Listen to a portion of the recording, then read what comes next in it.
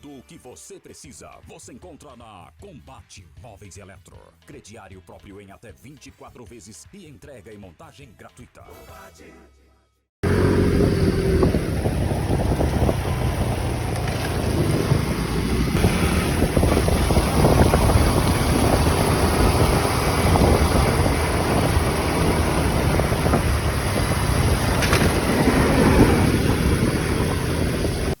Agradeço bastante aí o Gil Baratieri por essa bela introdução e está aqui o viajeiro Alex Tibola. Tudo bem? Como é que está? Tudo bem, Helder. Prazer em conhecê-lo. É um prazer estar aqui contigo, agradecer pelo espaço também, desde já. Você é quase conterrâneo, né? Ali da região oeste de Santa Catarina, extremo oeste, diga-se de passagem, né? Somos praticamente vizinhos, né? Flor do Sertão. Você nasceu lá em Flor do Sertão, não? Nasci em Flor do Sertão, me criei lá até meus 15 anos de idade. 15 anos de idade em Flor do Sertão. E agora está em Maravilha. Quer dizer, está na estrada, mas mudou-se para Maravilha. Dos 15 anos até os 31, eu residi em Maravilha, quando aí eu resolvi iniciar minha jornada definitiva pelo mundo. Você começou quando essa jornada aí? Eu não apresentei e faço agora, é youtuber, né? Produz conteúdos no YouTube e também no Instagram. Está aí com a página Crônicas de Viajeiro, para quem quiser acessar, tanto no YouTube, como eu disse, como no Instagram. É de Flor do Sertão, morava em Maravilha e agora está já há 7 meses na estrada. Por onde começou e por onde você já passou? Então, o projeto, na verdade, vem de bastante tempo, né? A gente começou a trabalhar para conseguir tornar esse sonho realidade, realmente, né? Cair na estrada. E agora faz 7 meses que a gente está viajando, começando um projeto de Volta ao Mundo e começando essa Volta ao Mundo pelo país de origem, né? No caso, pelo Brasil. E aí fizemos todos os 4 extremos do Brasil já. No Chuí, João Pessoa, na Paraíba, Uiramutã, em Roraima, e Mâncio Lima, no Acre. E aí agora a gente está retornando aqui para o sul e, posteriormente, agora a gente já sai para a Argentina, lá por Santa Catarina, lá pelo extremo oeste, como o Helder já citou, e aí a gente começa os extremos da América do Sul agora.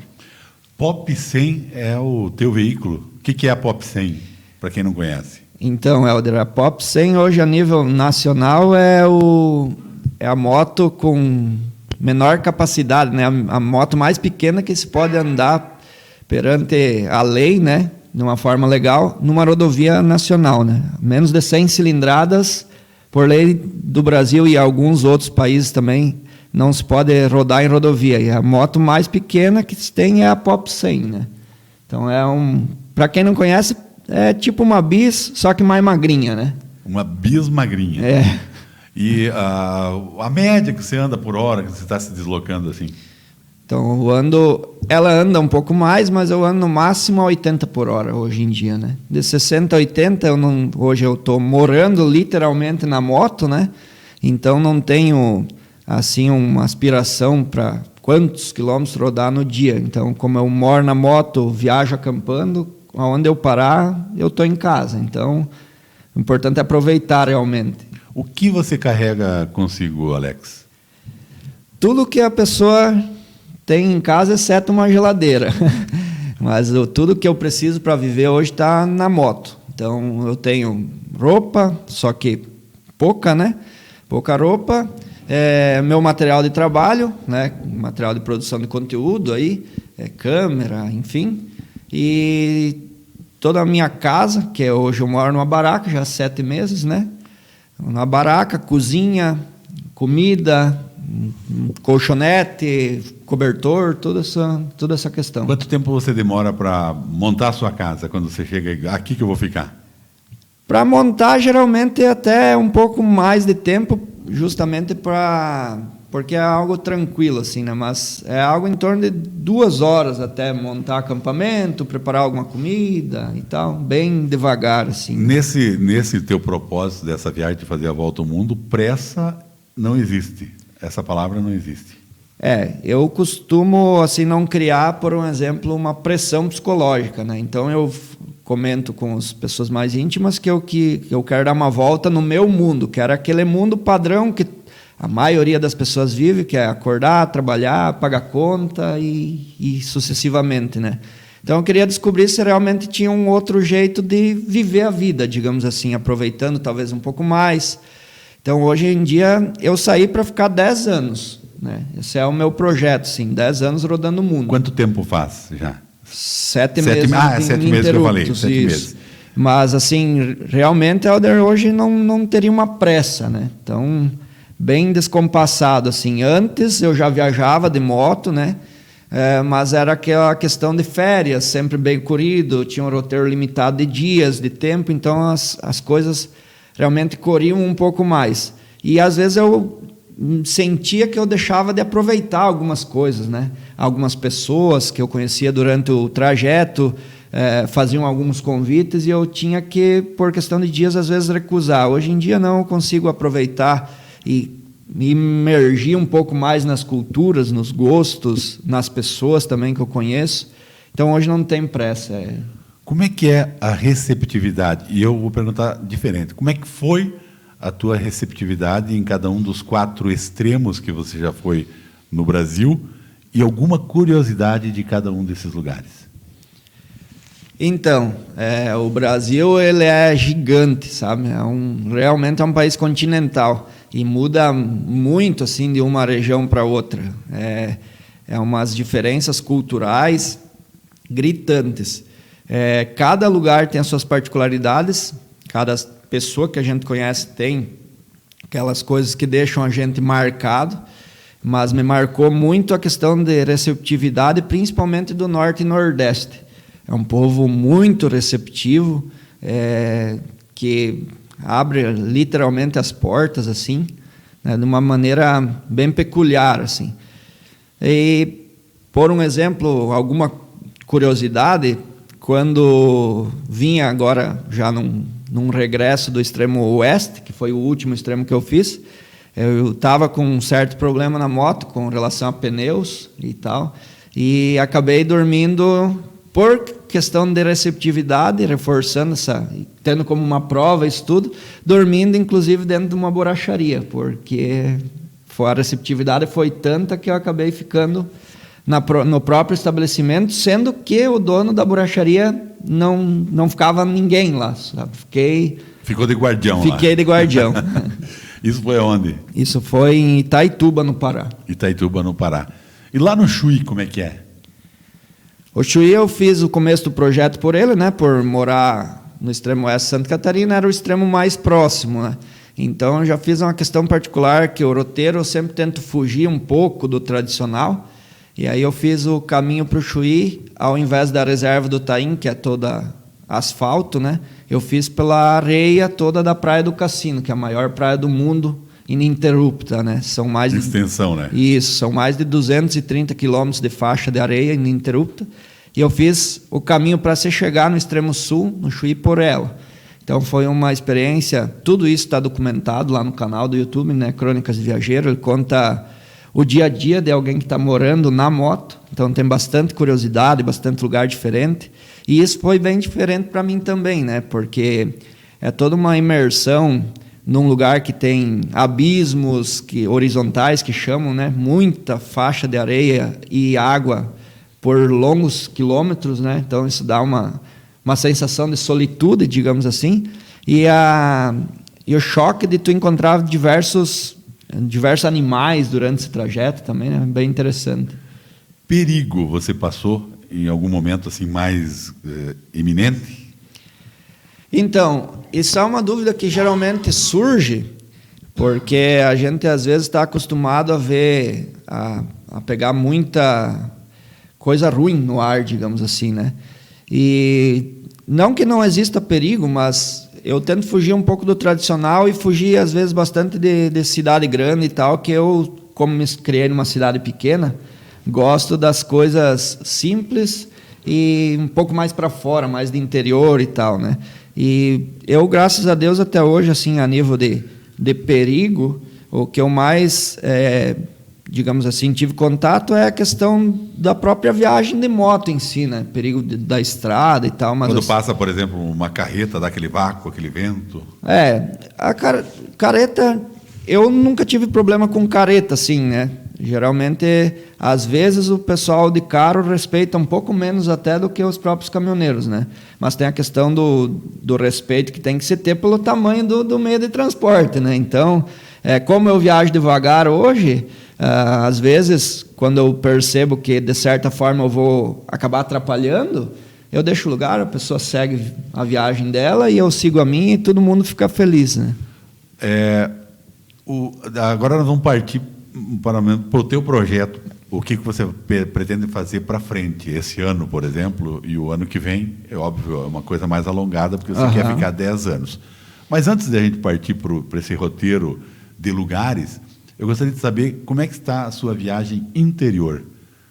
Qual a transformação que você passou por dentro, no intelecto, na mente, no espírito, em razão do que você está fazendo e que você pretende fazer?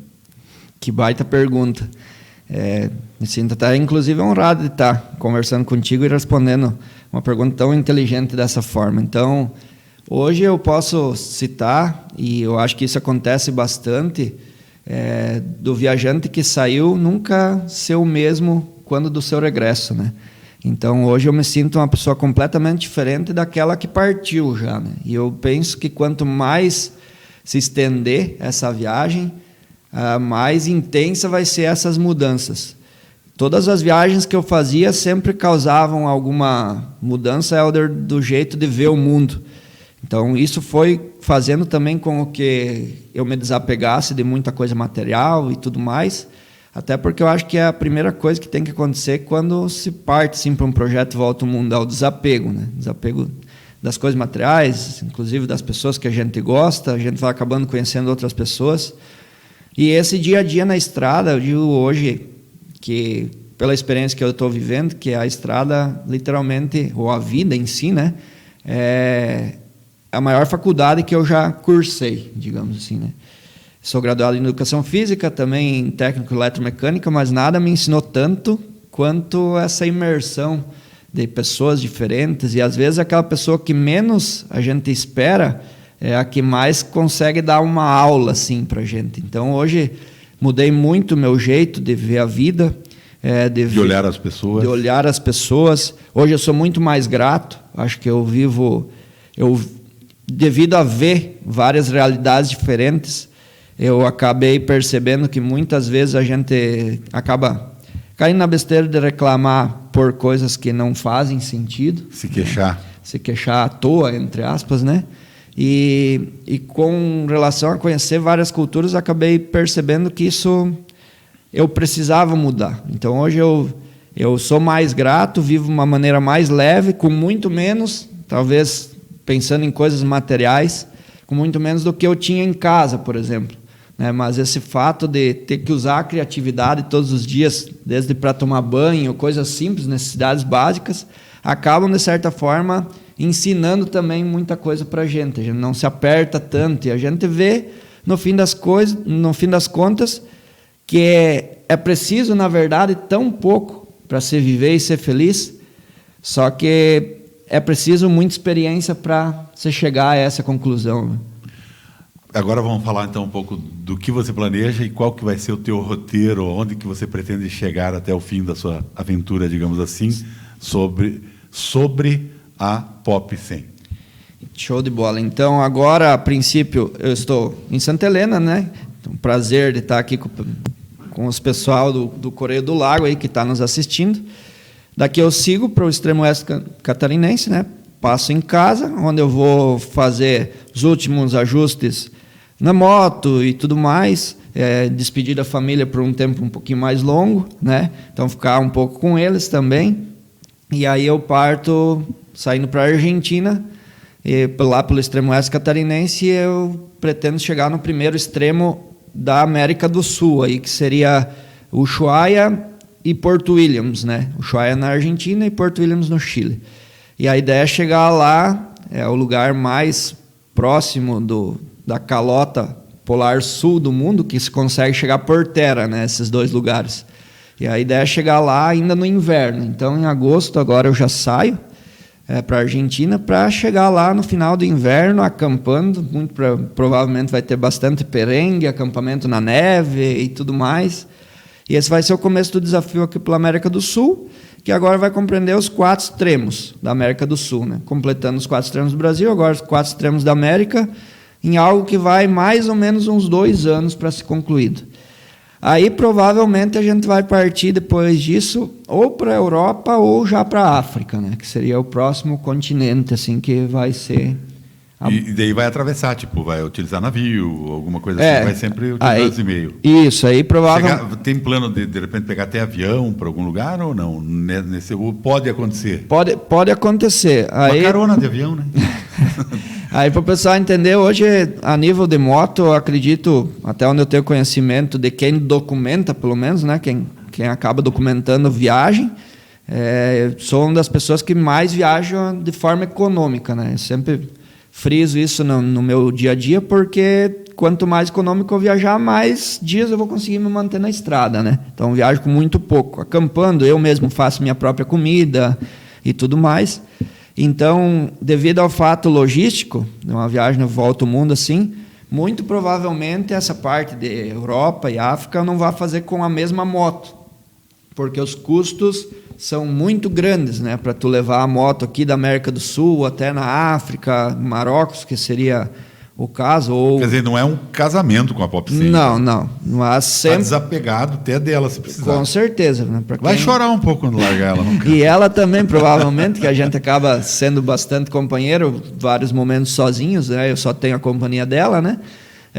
E de Deus sempre, que vai sempre na minha frente. Você chega a conversar com ela na estrada? Sim. Quase todo dia. E com Deus? E com Deus muito. Minha fé é a minha base, né? Se não tivesse isso, provavelmente não teria, digamos assim, a coragem que... ele é a minha força. Sempre. A incursão para a Europa ou para a África, daí vai mais uns 2 anos, digamos assim? Provavelmente é algo em torno nesse período. E depois você pretende ir para, por exemplo, América Central e Estados Unidos, ali, América do Norte? Então, a América Central era o plano inicial logo seguindo da América do Sul, né? Mas agora eu tive um pequeno contratempo, e isso serve para mostrar também para as pessoas que nem tudo acontece como a gente quer, mas que isso não vem surgir na nossa vida para nos derrubar, muito pelo contrário, traz mais ensinamentos e inclusive mais força, né? Mas eu tive um pequeno contratempo que foi o visto dos Estados Unidos me foi negado agora, né? Faz poucos dias. Então, essa parte de América, principalmente América do Norte, acabou ficando assim um pouco mais relegado para frente nos planos, né? E a América Central? A América Central tem uma possibilidade de surgir, talvez antes da África ainda, né? Mas aí do México para baixo, né? Que aí eu teria condição de rodar tranquilo, sem implicância devido a esse visto. Europa e África é certeza, então. E depois os países asiáticos? Então, a ideia seria fazer depois da África, já chegando no Cairo, no Egito, já fazer o Sudeste Asiático, né? Irã, Iraque, faixa de Gaza, tudo isso aí. Claro, aí muita gente vai se perguntar, é um lugar que está em conflito e tal, né? Mas isso vai, como tu comentou, vai demorar um certo tempo. Então, acredito que também a gente vai sempre monitorando essa parte, né? Com certeza. Para não se meter em encrenca, né? Mas é o que eu falo também, que a guerra deles não tem nada a ver comigo, né? Então, eu na minha sina, né, no meu projeto, e cada um tem o seu, mas a gente vai sempre fazendo um estudo, um roteiro e tal, para evitar problemas, né? E você costuma manter contato diário com algum familiar ou às vezes fica bastante espaçado isso? Dependendo da região, às vezes fica espaçado. Sempre que eu tenho possibilidade, eu mantenho contato, né? Hoje em dia facilitou muito a questão das redes sociais, inclusive o WhatsApp, essas coisas, né? Facilita bastante. Mas como eu opto, e eu gosto muito de roteiros assim, bem fora do comum, um dos lugares que eu gosto muito é regiões desérticas. Então, eu não sei o porquê explicar isso, mas eu me sinto bem nesses lugares. Quando eu estou nesses lugares, geralmente não tenho como entrar em contato, digamos assim. Para isso eu tenho, até para um bem-estar familiar e tudo mais, né? Que eu tenho família em casa, eu tenho um rastreador. Então, o pessoal de casa sabe onde eu estou, né? mas a gente não tem contato assim, por exemplo, de troca de mensagens, essas coisas, mas pelo menos eles sabem que eu estou rodando e que eu estou bem, né? Você é meio ermitão, então? É. Gosta de ficar... De certa... Antes desse processo, desse projeto, dessa viagem, você conseguia se recolher, de repente se isolar um pouco também? Ou a partir desta viagem que você passou a entender que gosta de lugares mais desertos, de lugares atípicos e não o conglomerado urbano mais violento, digamos assim? Eu nunca tive dificuldade sociável, assim, né? Sempre em qualquer lugar que eu passo, geralmente eu faço muitos amigos, assim, né? Então, ao contrário do que muita gente pensa num primeiro momento, assim, que talvez eu me isole, né? Mas eu gosto de passar momentos comigo mesmo. Então, eu aprendi de um tempo para cá a ser o meu melhor amigo. Então, a minha melhor companhia que eu tenho hoje sou eu mesmo. Tem muita gente que acaba não conseguindo conviver consigo próprio, né? E eu justamente o contrário. Eu gosto muito de estar comigo, converso sozinho, canto, dou risada, faço umas coisas meio bizarras. Até... Briga com você também, às vezes, ou não? Às vezes discuto. Ô meu, para lá, cara, o que você está fazendo? Mas eu vivo um convívio comigo mesmo, né? E sempre quando eu fazia outras viagens, por mais que fosse de férias, quase todos os roteiros, se não todos, tinham algum momento que eu passava na minha solitude, em algum lugar mais remoto. Tanto que a primeira viagem que eu fiz com a Pop 100, meio que eu usei como um teste essa viagem, foi o deserto mais desabitado da América, que fica na Argentina, região da Puna. Ali eu cheguei a ficar 3 dias sem ver ninguém, só convivendo comigo mesmo, Deus e a moto, né? Que tipo de comida você vai... dependendo do lugar? Dependendo do lugar. Tu carrega um básico, digamos assim, mas dependendo, vai chegando, vai pegando a cultura culinária da região também? Tem coisas que a gente vai acabando se adequando com a região, né? Tem região, questão de fruta, e por aí vai, tipo, cada região tem o seu tipo, né? Mas é o básico, assim, arroz, feijão, macarrão, né? Tipo, essas coisas. Nesse começo, esses primeiros 7 meses aí, chegaram a te oferecer para comer alguma coisa estranha que você nunca tinha comido? Sim. Uma das coisas que eu desapeguei também é de preconceito sobre comidas, né? Então hoje, às vezes me perguntam, o que você come? Até pedra com sal, se tiver, né? Hoje tem aqui um guisado de formiguinha. Pronto, vamos nessa. Já comi formiga na Amazônia. A nível de informação, sim, o estado assim mais exótico, digamos, a nível de Brasil, dos que eu passei, pelo menos, a minha impressão foi que é o Pará. Aí tem bastante comida, tipo, principalmente com traço indígena. Farinhas e tal. O nortista gosta muito de farinha, de vários tipos e tamanho de gramatura e tudo, né? O Pará é um lugar assim com bastante comida exótica, assim. Maniçoba, tucupi, tacacá, essas coisas aí, tudo a gente acabou experimentando, né? Lá nos Andes, lá segundo você chegar lá naquele último lugar lá que você falou lá, Ushuaia. No Ushuaia lá, você vai comer aquele bicho lá, como é que parece um camelo, mas não é camelo? Lhama? É um lhama. Lá você vai comer bife de lhama. Eu tenho uns colegas que já foram para lá. Agora, você falou em contato consigo mesmo, eu lembrei de uma história que o cara contou, tempo da carta ainda, né? Que ele contou para um amigo, eu mandei uma carta para mim mesmo, diz ele. Mas e daí, o que está escrito? Eu não sei, não recebi ainda. Hoje em dia é um pouco mais rápido, né, as coisas. Como é que você pensa que estará com 42 anos quando você pensa em concluir a sua incursão pelo mundo nessa viagem que está alimentando as crônicas do viajeiro? Então, uma das coisas, eu saí para ficar 10 anos, mas